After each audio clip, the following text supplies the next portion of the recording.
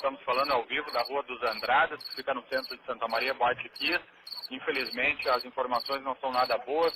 E a cidade está despertando com essa notícia triste, uma tragédia que marca a história de Santa Maria.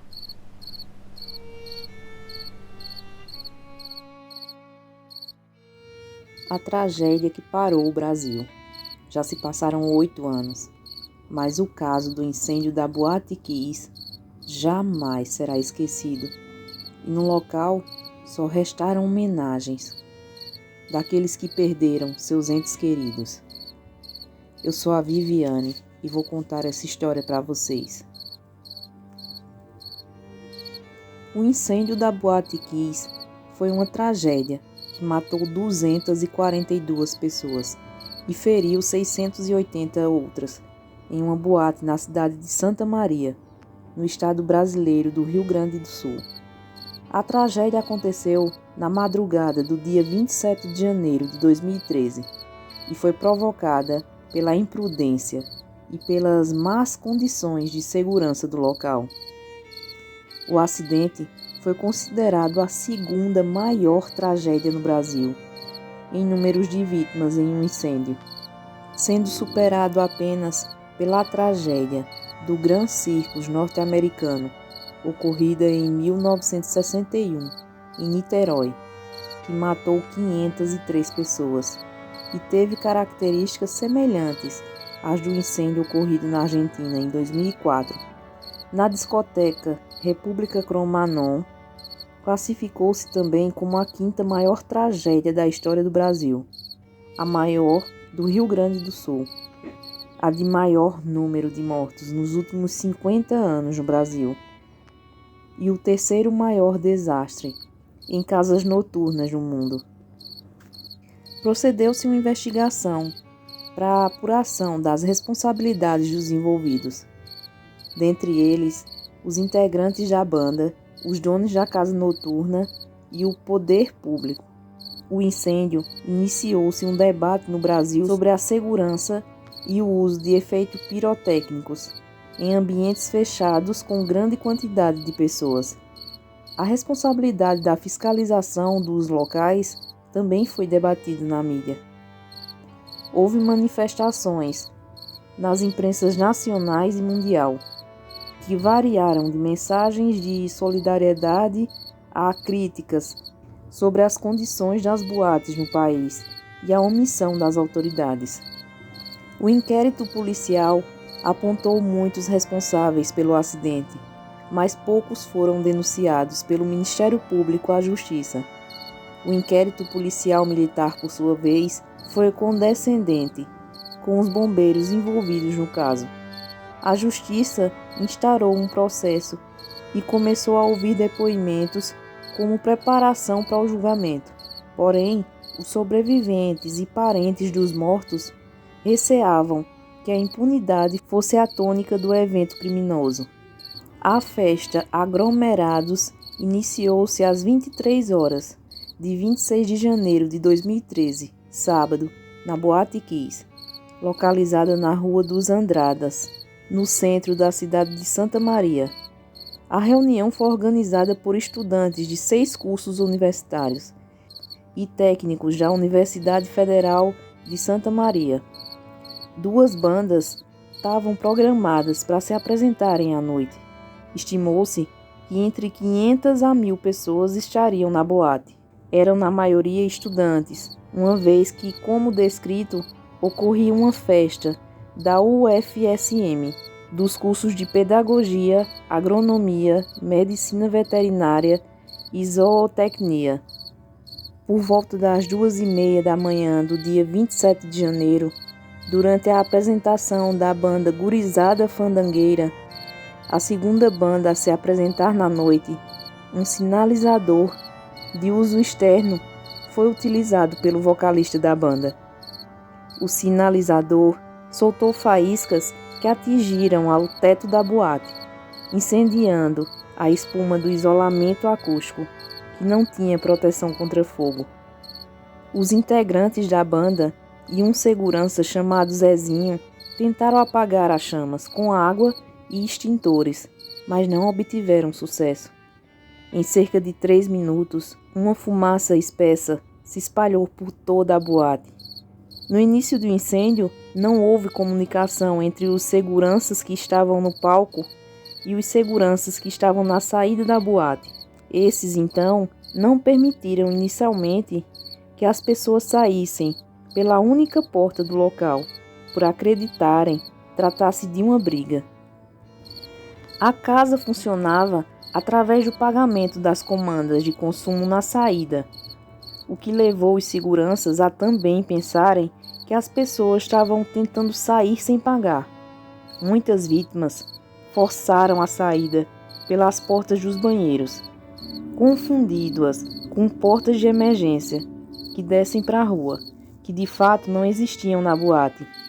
Em consequência disso, 90% dos corpos estariam nos banheiros. Durante o incêndio, de dentro da boate, uma das vítimas fatais conseguiu enviar uma mensagem através da rede social Facebook, comunicando o incêndio e pedindo ajuda. A mensagem foi registrada pelo Facebook como recebida às 3h20 da manhã. Ainda sem saber das dimensões da situação, amigos pediram mais informações, mas não obtiveram respostas. A espuma usada em isolamento acústico na Boate Kiss era comum em Santa Maria. Era uma espuma de colchão, usada em boates, bares, clubes e outras casas de música ao vivo. Inicialmente, era usada por exigência dos DJs, porque evitava o eco de som e aumentava a nitidez dos sons graves e agudos. Posteriormente, passou a ser usada como isolamento do som interno, evitando que esse incomodasse os vizinhos. Elisandro a usou com esse propósito, mas a espuma era ineficiente para o efeito pretendido. Então foi retirada, quando se implementou um projeto acústico na Kiss. Entretanto, foi recolocada a pedido dos DJs, para evitar o eco de som. Nenhum órgão de fiscalização notou a presença dessa espuma inadequada. Os bombeiros apenas examinaram coisas como hidrantes e saídas de emergência. Os fiscais da prefeitura não eram treinados para reconhecê-la e mesmo o Conselho Regional de Engenharia e Agronomia do Rio Grande do Sul só tomava conhecimento desse material se alguém fizesse alguma denúncia.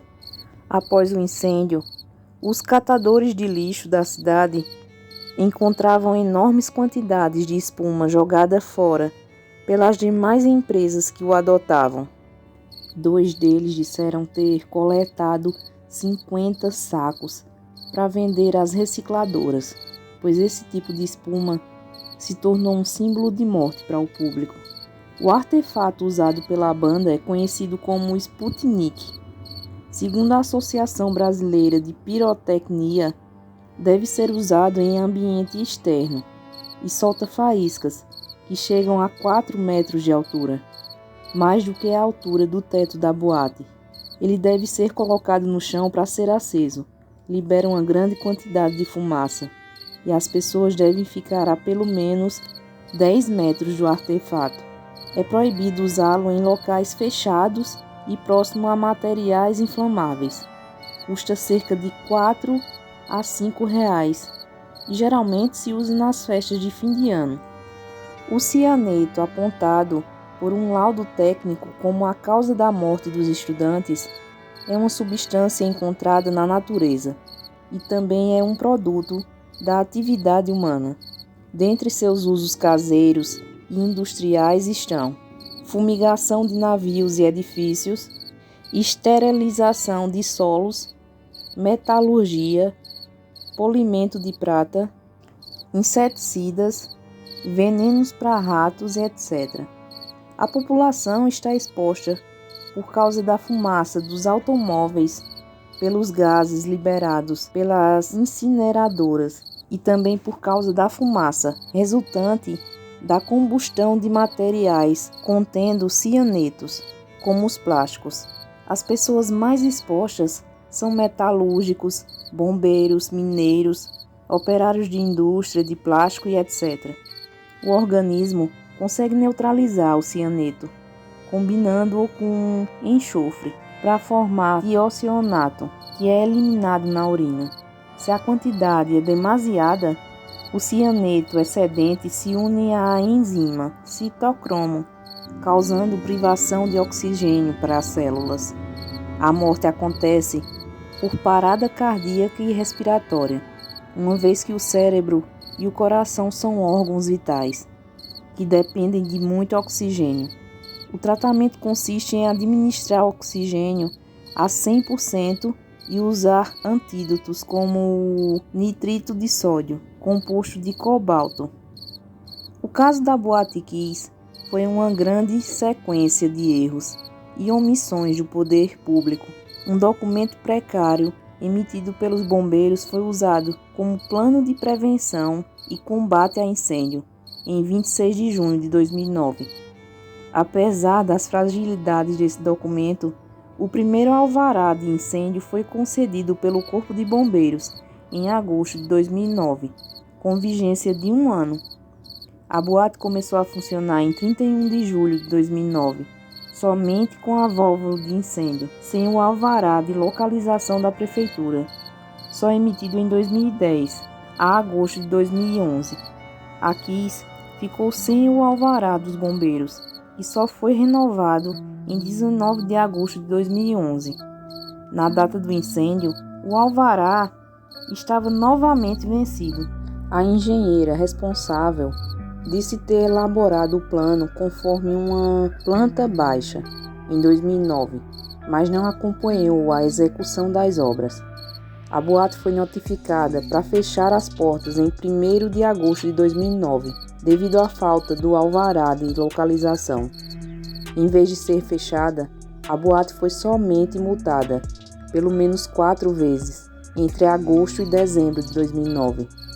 As multas foram aplicadas sucessivamente, sem que o alvará fosse expedido e com a boate continuando a funcionar. O alvará de localização foi finalmente expedido em 14 de abril de 2010, depois de 8 meses de funcionamento. A fiscalização da Prefeitura fez uma vistoria em 9 de abril de 2012 e descobriu que o alvará de incêndio estava prestes a se vencer. Nenhuma providência foi tomada. A primeira notificação foi feita em 1º de agosto de 2009 por uma fiscal da Prefeitura. Era uma instrução para fechar as portas.